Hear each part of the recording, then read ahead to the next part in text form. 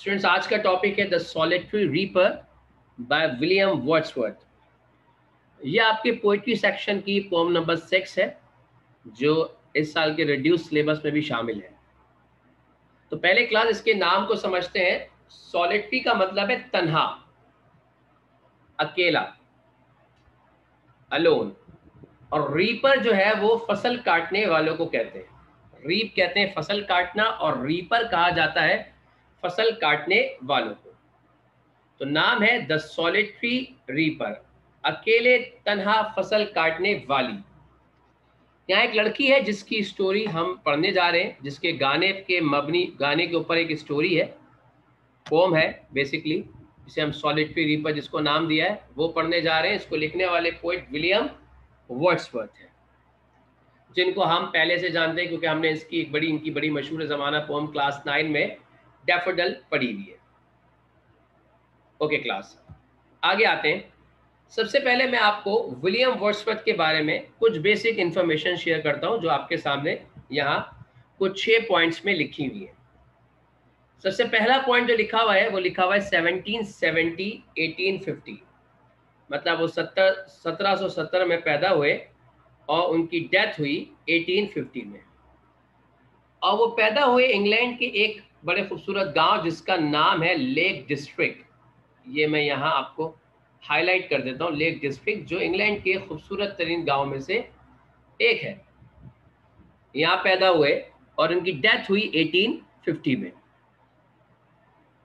इनका ताल्लुक English literature के जिस दौर से है, उस दौर को स्टूडेंट्स कहा जाता है रोमांटिज्म एरा। इंग्लिश लिटरेचर के कई बड़े दौर में से एक ये बड़ा दौर रोमांटिज्म एरा है, जिसका ड्यूरेशन जो हिस्ट्री में 1798 टू 1837 मिलता है। और विलियम वर्ड्सवर्थ जो है वो इस एरा के फाउंडर हैं। उन्होंने इस दौर की बुनियाद डाली है, रोमांटिज्म एरा की। अब सवाल ये उठता है स्टूडेंट्स कि ये रोमांटिज्म एरा क्या चीज़ है। बेसिकली रोमांटिज्म एरा एक वो दौर है जिस दौर के पोइट ने जिन चीज़ों पे बहुत ज़्यादा फोकस किया है वो eternal impact of beauty and love, इस चीज को इन्होंने बहुत ज्यादा हाईलाइट किया। इटर्नल इम्पैक्ट, हमेशा रहने वाला, परमानेंट। बेसिकली रोमांटिज्म एरा के अंदर जिस चीज को ज्यादा फोकस किया गया है वो चीज है इमॉर्टैलिटी, वो चीज जो कि हमेशा जिंदा रहे, वो चीज जिसका एहसास हमेशा जिंदा रहे। और यहां इन्होंने जिस चीज को ज्यादा फोकस किया है वो है beauty and love. Number 3 point में जो स्टूडेंट लिखा हुआ है, ये मेजर इंग्लिश रोमांटिक पोइट है। Major English romantic poet because ये रोमांटिज्म एरा के फाउंडर है, इसलिए इनका रिगार्ड जो है वो इंग्लिश लिटरेचर में बड़े पोइट्स में और ख़ासतौर पर रोमांटिज्म एरा के फाउंडर के तौर पे इनको रिगार्ड किया जाता है।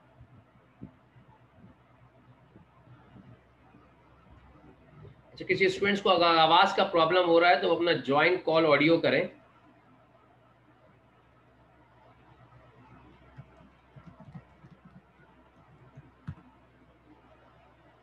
उनको आवाज़ आएगी। ओके, अच्छा, नंबर 4 पॉइंट क्या लिखा हुआ है कि nature is a common theme that can be found in many of his poem. ये बड़ा अहम पॉइंट है। जैसे कि मैंने आपसे कहा कि विलियम वर्ड्सवर्थ की पैदाइश इंग्लैंड के एक बड़े खूबसूरत गांव लेक डिस्ट्रिक्ट में है, जिसकी ब्यूटी ने, जिसके मंजर ने उनको बड़ा इंस्पायर किया और वो नेचुरल ब्यूटी के बड़े करीब आए। बेसिकली अगर इनका हम रिलीजियस पॉइंट ऑफ व्यू देखें विलियम वर्ड्सवर्थ का, तो रिलीजियस पॉइंट ऑफ व्यू से ये एक क्रिश्चियन पर्सन थे। इनका जो मजहब था वो क्रिश्चियन था, क्रिश्चियनिटी था। लेकिन by the passage of time ये जिस बिलीफ सिस्टम के करीब गए उसे पैंथिज्म कहा जाता है, जिसमें नेचर को जो है वो गॉड कंसीडर किया जाता है। और यही वजह है कि इनकी हर पोम में आपको एक नेचर एक कॉमन थीम के तौर पे नजर आएगी। लास्ट पॉइंट जो स्टूडेंट लिखा हुआ है वो लिखा हुआ है पोइट लेवरेट। ये एक टाइटल है जो हर दौर में किसी भी पोइट को उसकी अचीवमेंट पे दिया गया। जैसे रोमांटिज्म एरा के पोइट लेवरेट कहलाते हैं विलियम वर्ड्सवर्थ। तो स्टूडेंट्स ये कुछ जो पॉइंट्स मैंने आपके सामने जिक्र किए हैं, ये सारे पॉइंट्स रिलेट करते हैं विलियम वर्ड्सवर्थ की जिंदगी से, जिसमें से सबसे अहम चीजें इनका एरा रोमांटिज्म एरा और नेचर बेस इनकी पोइट्री कलेक्शन। और आपको पता भी है कि ये पोइट ऑफ नेचर के तौर पे भी जाने जाते थे और इनको इंग्लिश लिटरेचर में अपने दौर में जिस टाइटल से नवाजा गया वो है पोइट लेवरेट। आगे आते हैं स्टूडेंट्स। अब आगे मैं आपको इस पोम के बारे में थोड़ी बातें बताने जा रहा हूं, द सॉलिटरी रीपर। इसको स्टार्ट करने से पहले कुछ बेसिक बातें इस पोम के बारे में मैं आपको बताऊं ताकि आपको समझ में आए कि ये पोम है क्या। जैसे कि नाम से मैंने आपको बताया, सॉलिटरी का मतलब है तन्हा और रीपर का मतलब है फसल काटने वाला, और यहाँ एक लड़की का जिक्र है फसल काटने वाली। अब स्टूडेंट्स यहाँ कुछ पॉइंट्स लिखे हुए, जिसमें पहला पॉइंट लिखा हुआ है lyric by English romantic poet William Wordsworth. एक लिरिक पोएट्री है, इसको लिखने वाले English romantic poet William Wordsworth हैं। सेकंड पॉइंट में लिखा हुआ है कि ये जो पोम है इसका जो मेन फंक्शन है या जो मेन इसका थीम है वो praise the beauty of music. वो तारीफ है एक गाने की खूबसूरती पे, and it's fluid expressive beauty, और उसकी बहती हुई बड़ी जबरदस्त एक्सप्रेसिव इजहार करती हुई खूबसूरती को। The spontaneous overflow of powerful feeling, और बहुत तेजी से बाहर आने वाली जबरदस्त जज्बात को। तो मतलब इन्होंने इस पोएम के अंदर बेसिकली म्यूजिक की खूबसूरती को फोकस किया है जो इन्होंने कहीं सुना, और उस म्यूजिक को बयान करते हुए या गाते हुए जो खूबसूरत इजहार सिंगर ने किया, उस इजहार को और जो उसकी पावरफुल फीलिंग्स हमें समझ में आई, उन तमाम चीजों का जिक्र इस पोम के अंदर किया गया है। वो पढ़ के अभी आपको और अच्छा अंदाजा होगा कि किस तरीके से। नंबर थर्ड पॉइंट पे लिखा हुआ है this poem was written during the poet Scottish tour of 1803। ये जो पोम है ये विलियम वर्ड्सवर्थ ने उस वक्त लिखी जब इन्होंने स्कॉटलैंड का टूर किया 1803 में। क्लास अगर हम ब्रिटेन की बात करें, ग्रेट ब्रिटेन, तो उधर 3 बड़े मुल्क आते हैं, जिसमें आपका इंग्लैंड है, इंग्लैंड के साथ वेल्स है, और उसके ऊपर जो है वो स्कॉटलैंड है। स्कॉटलैंड थोड़ा ऊपर का इलाका है, नॉर्दर्न एरिया की तरफ, बड़ा ठंडा इलाका है। और ये स्कॉटलैंड के टूर पे थे 1803 में, जहां इन्होंने एक लड़की को एक गाना गाते हुए सुना, और जिस गाने का इम्पैक्ट उन पे इतना हुआ कि उन्होंने उस पर ये पोम लिख दी। क्योंकि स्टूडेंट हम जानते हैं कि विलियम वर्ड्सवर्थ जो पोएट है वो बेसिकली नेचुरल ब्यूटी को बहुत ज़्यादा एम्फेसाइज करते आए अपनी पोइट्री में, और उन्होंने राह चलते हुए जो उनको मंजर, खूबसूरत मंजर किसी भी शक्ल में देखने को मिले या सुनने को मिले, उन्होंने उसको अपनी पोम की शक्ल में उतार दिया। जैसे नंबर 4 पॉइंट पे लिखा हुआ है कि ये पोम बड़ी सिंपल है, प्योर येट सेरेन, बहुत ज़्यादा काम, बहुत ज़्यादा सुकून देने वाली। कोई इसके अंदर खातिर खा आर्ट आपको नज़र नहीं आएगा, but imagination of musical tone, जो इन्होंने इमेजिन किया, जो उसका मैजिक को इन्होंने फील किया, वो इस इतना काफ़ी है कि कोई भी रीडर उसको पढ़ के विलियम वर्ड्सवर्थ की इस पोइट्री की डेप्थ को एनालाइज कर सकता है। और जैसे कि लास्ट पॉइंट में लिखा हुआ है कि theme of the poem on solitude and harmony with nature. Solitude का मतलब है खामोशी, तन्हाई, और हार्मनी का मतलब होता है उर्दू में हम आहंगी, एक साथ अटैच हो जाना। तो यहाँ बेसिकली तन्हाई को, खामोशी को, नेचर के साथ उसकी जो हम आहंगी है उसको इन्होंने बयान किया है। अब स्टूडेंट आप देख सकते हैं कि आपके सामने जो पोम लिखी है वो 4 स्टैंजास के ऊपर है, जिसके अंदर 8-8 लाइन के स्टैंजास। हम वन बाय वन एक एक स्टैंजा पढ़ते हैं और देन फिर उसकी मीनिंग और एक्सप्लेनेशन पे भी जाएंगे। जैसे कि मैंने आपसे कहा कि ये पोम जो है विलियम वर्ड्सवर्थ ने एक लड़की के गाने को सुन के लिखी है, जो गाना उनको सुनने को मिला स्कॉटलैंड के टूर पे 1803, और उस गाने को सुन के इन्होंने इस पे ये पोम लिखी है। क्या है इसकी पोम का पहला स्टैंजा? Behold her. बिहोल्ड का मतलब है देखना, बिहोल्ड हर, उसको देखो। सिंगल इन द फील्ड, वो लड़की उस खेत में अकेली है। यौन, मतलब यौन के बहुत सारे मतलब, एक तो ये होता है कि यौन जो है वो दूर की चीज़ों के लिए इस्तेमाल किया जाता है, डिस्टेंट चीज़ें जो होती हैं या जो आपके सामने हो लेकिन दूर हो। तो कह रहे हैं लड़की मेरे सामने थी थोड़े फासले पे, सॉलिटरी, अकेली थी, हाईलैंड। अब ये वो जगह है स्कॉटलैंड की जो पहाड़ी इलाके, सही है ना? और आपको पता है कि जो पहाड़ी इलाके होते हैं, मतलब दो पहाड़ों के बीच में जो वादियां होती हैं, मतलब आबादी होती है, सब वादी या घाटी जो भी कहते हैं। इन्होंने कहा कि वो लड़की मेरे सामने है, तन्हा है, और हाईलैंड, हाईलैंड वो पहाड़ी इलाका है स्कॉटलैंड का जहां वो इस वक्त मौजूद है। लास, लास कहते हैं लड़की को। अच्छा, हाईलैंड का जो एच कैपिटल है वो जस्ट इसके प्रॉपर नाउन है, वो इसलिए कैपिटल है। और लास्ट का जो एल कैपिटल है ये बेसिकली लड़की के लिए इस्तेमाल किया, और लड़की जो है कॉमन नाउन है। कॉमन नाउन कभी कैपिटल लेटर से नहीं लिखा जाता, लेकिन यहाँ जो इसको लास्ट का एल कैपिटल है उसके पीछे जो वजह है वो ये है कि ये इसका सब्जेक्ट है, क्योंकि कहानी उस लड़की के गाने पे। उन्होंने कहा कि वो दूर लड़के सामने, वो दूर मेरे सामने वो लड़की तन्हा स्कॉटलैंड के पहाड़ी इलाकों में है, reaping and singing by herself, फसल काट रही है और गाना गा रही है अपने आप में, बाय हरसेल्फ। अब चौथी लाइन बड़ी इंपॉर्टेंट, जो उनकी नेचुरल ब्यूटी से अट्रैक्शन को जाहिर कर रही है, कि वो कह रहे हैं स्टॉप हियर, या तो वहां रुको, और जेंटली पास, या तो बिना डिस्टर्ब करे हुए वहां से गुजर जाओ। तो मतलब इन्होंने कहा कि ऐसा कोई काम नहीं करो जिससे ये गाना ये गाते हुए रुक जाए और ये नेचुरल ब्यूटी जो क्रिएट हो रही है ये मैं उसको एंजॉय ना कर सकूं। इन्होंने यही कहा कि या तो वहां रुको या तो वहां से खामोशी से गुजर जाओ। Alone she cuts and binds the grain, वो अकेली फसल काट रही है और बांध रही है grain. And sings a melancholy strain, melancholy का मतलब होता है अफसुर्दा, सैड, मेलॉन्कली, और स्ट्रेन का मतलब होता है गाना। और एक तन्हा अफसुर्दा, सॉरी तन्हा बोला, अफसुर्दा गाना गा रही है। और लिसन, जरा सुनो, for the well profound, well का मतलब वादी, जैसे भी मैंने कहा कि पहाड़ों के पास जो दो पहाड़ों के बीच में जगह होती है उसे हम वादी कहते हैं, घाटी।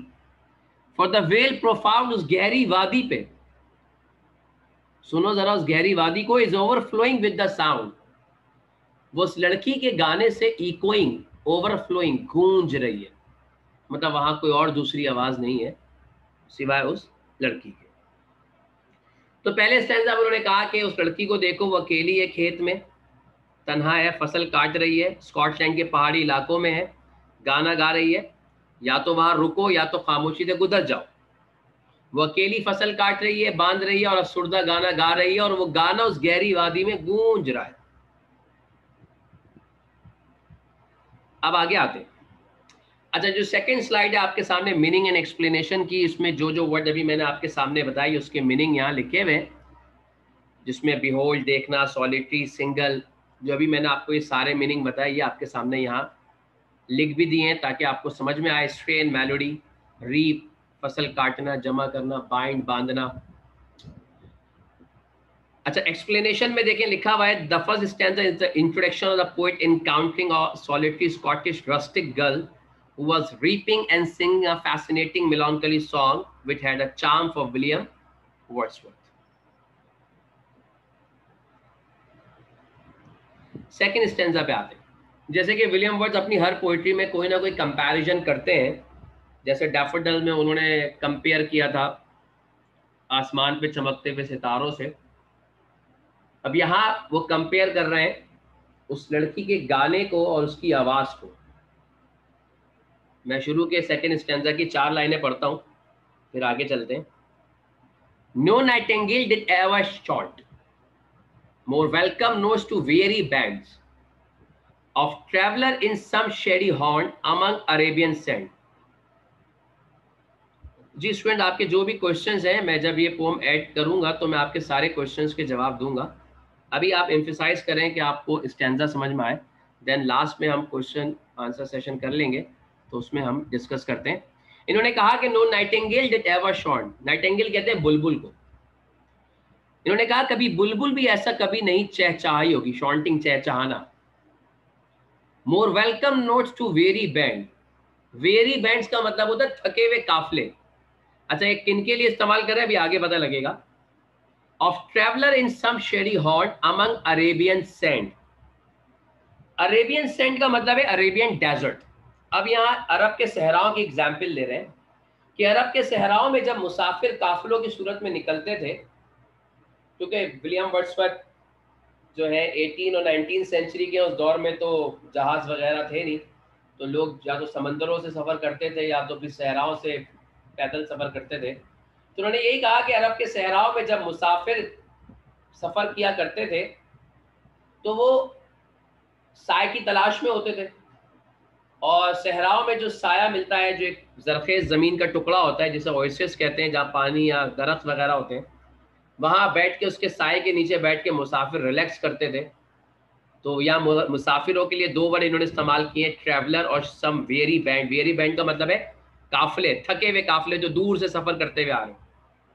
तो वो जिस दरख्तों पे बैठते थे तो वहाँ बुलबुल बैठती थी, और बुलबुल की आवाज़ बड़ी मीठी होती है और वो चहचहाती थी, और उसकी आवाज़ वहाँ मुसाफिर जो दरख्त के नीचे बैठे होते थे उनके लिए एक सोर्स ऑफ रिलैक्सेशन होता था। और यहाँ उसकी आवाज़ से, मतलब उसकी जो क्या कहते हैं उसकी मेलोडी से कंपेयर कर रहे हैं विलियम वर्ड्सवर्थ उस लड़की की, के उस लड़की की आवाज जो है, जो मतलब उस लड़की का गाना जो है, वो जो है उस बुलबुल के गाने से भी कहीं ज्यादा सुरीला है या मेलोडियस है। जबकि उस वो बुलबुल का जो काम है वो थके हुए काफिलों को, मुसाफिरों को जो साय की तलाश में होते हैं या साय के नीचे बैठे होते हैं अरब के सहराओं में, उनको वो रिलैक्स करती है। तो यहाँ उनके लिए वही चीज काम कर रही है, वो उस लड़की का गाना। इन्होंने कहा voice so thrilling never was hear in spring time from cuckoo bird. Cuckoo bird कोयल को कहते हैं, और कोयल जो है वो मौसम बहार की आमद की खुशखबरी देती है। कह रहे उस लड़की की आवाज, पहले उन्होंने उसकी मेलोडी की बात कर ली और मेलोडी से उसको कंपेयर किया बुलबुल की मेलोडी से। अब उसकी आवाज की बात कर रहे हैं। उन्होंने कहा कि उसकी आवाज इतनी ज्यादा फैसिनेटिंग थी जो कभी मैंने नहीं सुनी थी। जबकि मौसम बहार में कोयल कई दफा चहचहाती है, उसकी आवाज सुनने को मिलती है, लेकिन कोयल की आवाज से भी ज्यादा सुरीली आवाज इन्होंने उस लड़की की आवाज को करार दी। तो यहां उन्होंने कंपैरिजन किया नाइटिंगेल और कुकू बर्ड्स। फिर कह रहे हैं breaking the silence of the seas among the फादर्स हेब्रिडीज। हेब्रिडीज बेसिकली एक जजीरे हैं जो स्कॉटलैंड से भी आगे जाके आगे आते हैं, और ठंडे जजीरे हैं, और ये ऐसे जजीरे हैं जहाँ को रिहाइश नहीं है, बहुत ठंडे जजीरे। अब यहाँ इन्होंने हाइपरबोली की है, बेसिकली एक फिगर ऑफ स्पीच है हाइपरबोली। उसके अंदर होता क्या है कि किसी भी चीज को बहुत ज्यादा एग्जैजुरेट करके बयान किया जाता है, बहुत ज्यादा एग्जैजुरेट। जैसे डैफोडिल पोम के अंदर उन्होंने कह दिया, मतलब अनरियलिस्टिक चीजें होती है, मतलब आपका दिमाग उसको एक्सेप्ट नहीं करेगा। जैसे डैफोडिल पोम में विलियम वर्ड्सवर्थ ने ये चीज करी थी कि उन्होंने कहा कि मैंने डैफोडिल फ्लावर देखे और एक निगाह में 10,000 देख लिए, वट जितनी भी गिनती थी पता नहीं उन्होंने गिने भी थे कि नहीं गिने थे, एग्जैजुरेट कर दिया ना। कभी कभी हम लोग कहते हैं मिसाल के तौर पे, यार इतनी प्यास है समंदर पी जाऊं, इतनी भूख है तुम्हें खा जाऊं। तो कह रहे हैं कि वो आवाज खामोशी तोड़ रही थी और हेब्रिडीज के जजीरों तक, दूर तक, फारदेस्ट वहां तक आवाज आ रही थी। मतलब ये थोड़ा सा एग्जैजुरेट हो गया, बढ़ा चढ़ा के बयान। 12 जो असल है वो दोनों कंपैरिजन है नाइटिंगेल और कुकू बर्ड से। तो अगर आप अगले स्टैंजा पे देखें, अगली स्लाइड पे, तो ये जो है उसके कुछ मीनिंग लिखे हुए हैं और उसकी एक्सप्लेनेशन यहाँ लिखी हुई है। अच्छा, हॉन्टिंग, वैसे हॉन्ट जो है वो डरा देने वाली जगह जो होती है उसको भी कहते हैं, लेकिन यहाँ जो सम शेरी हॉन्ट आया था वो साय की जो साय के नीचे मुसाफिर अरब के सहराओं में बैठते हैं, ये उसके लिए इस्तेमाल किया गया है। तो देखिए अरेबियन सैंड के आगे मैंने अरेबियन डेजर्ट लिखा है और थ्रिलिंग के मीनिंग लिखे हैं, कॉजिंग एक्साइटमेंट एंड प्लेजर, जो चीज़ आपको एक्साइटेड करे, आपको खुशी दे। हेब्राइट जजीरे जो स्कॉटलैंड से भी आगे हैं, ठंडे जजीरे, हेब्रिडीज, सॉरी हेब्राइट कह रहा हूँ, हेब्रिडीज। बैंड, कारवान। अब आते हैं तीसरे स्टैंजा पे। तीसरे स्टैंजा पे कह रहे हैं, will no one tell me what she sing, क्या कोई है भी कि जो मुझे बताए कि वो क्या गा रही है। अच्छा, अब यहाँ बड़ी इंपॉर्टेंट चीज है क्लास, इंपॉर्टेंट चीज ये है कि ये इन्होंने इस लड़की को देखा है स्कॉटलैंड के पहाड़ी इलाकों में। स्कॉटलैंड में जो जबान बोली आती है वो कहलाती है सेल्टिक लैंग्वेजेस, मतलब जो इंग्लैंड में और भी जबानें बोली आती हैं वो सेल्टिक लैंग्वेजेस हैं, और उसमें स्कॉटलैंड में जो बोली आती है वो गैलिक लैंग्वेज, गैलिक लैंग्वेज। तो इसका मतलब ये है कि वो लड़की जिस जबान में गा रही थी वो एक सेल्टिक लैंग्वेज का डायलेक्ट है जिसे गैलिक लैंग्वेज कह रहे हैं, जो कि इंग्लिश से मुख्तलिफ है, लैंग्वेज डिफरेंट है, इंग्लिश से मुख्तलिफ है, सेल्टिक लैंग्वेजेस है। इंग्लिश से के आने से भी पहले से बोली जा रही है इंग्लैंड में, पूरे बरतानिया में, और आज भी मोर और लेस कई इलाकों में बोली जाती है। तो उस लड़की की लैंग्वेज डिफरेंट है, तभी वो कह रहे हैं will no one tell me what she sing, कोई है कि नहीं जो मुझे बताए कि वो क्या गा रही है। अब कुछ वो अंदाजा लगा रहे हैं, परहैप्स, शायद, शायद। The plaintiff number flow, plaintiff का मतलब होता है अफसुर्दा, नंबर का मतलब गाने, शायद वो कुछ अफसुर्दा गानों पे या स्टैंजास पे मबनी गाना गा रही है, अफसुर्दा। For old unhappy far off thing, जो पुराने नाखुशगवार, अनहैप्पी, दूर दराज की चीजों के लिए। एंड बैटल्स लॉन्ग अगो, शायद पुरानी जंगों के लिए गा रही है, बैटल, जंगे। और is it some more humble lay, या तो कोई कोई मामूली सा गाना गा रही है, फेमिलियर मैटर ऑफ टुडे, जो आजकल के मामला से रिलेटेड है।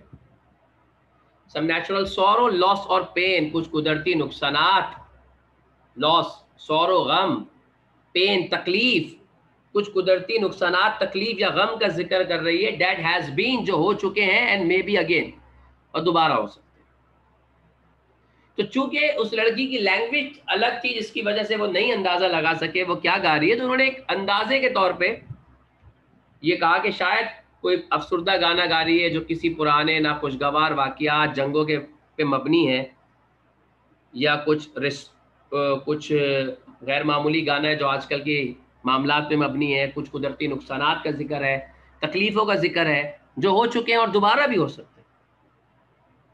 इसका मतलब ये है कि इस स्टैंजा में उन्होंने ये बयान किया कि मुझे उसकी लैंग्वेज समझ नहीं आई, लेकिन फिर भी मैं उसके गाने से बड़ा फैसिनेट हुआ।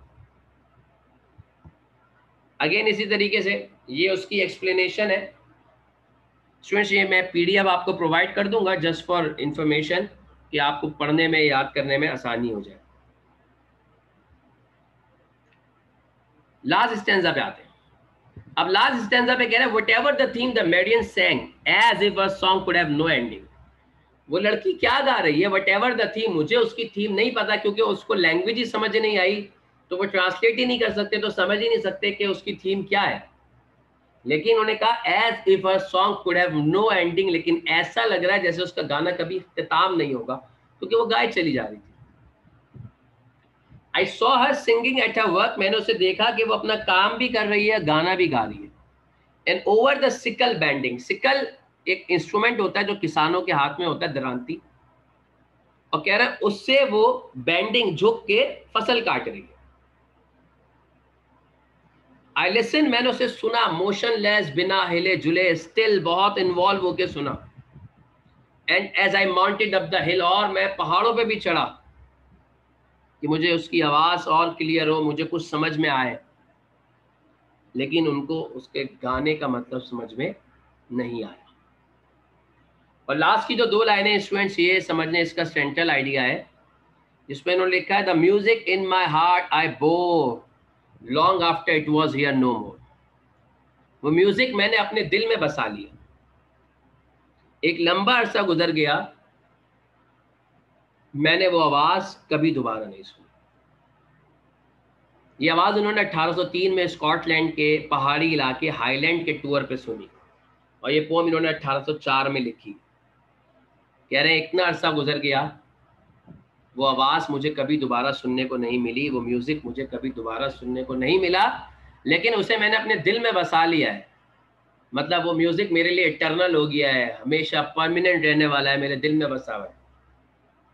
जबकि उनको उस लड़की के गाने का मतलब समझ में नहीं आया बिकॉज ऑफ लैंग्वेज डिफरेंस, लेकिन वो कह रहे हैं कि वो म्यूजिक मेरे दिल में बसा हुआ है, एक लंबा अरसा गुजर गया, वो मैंने दोबारा नहीं सुना।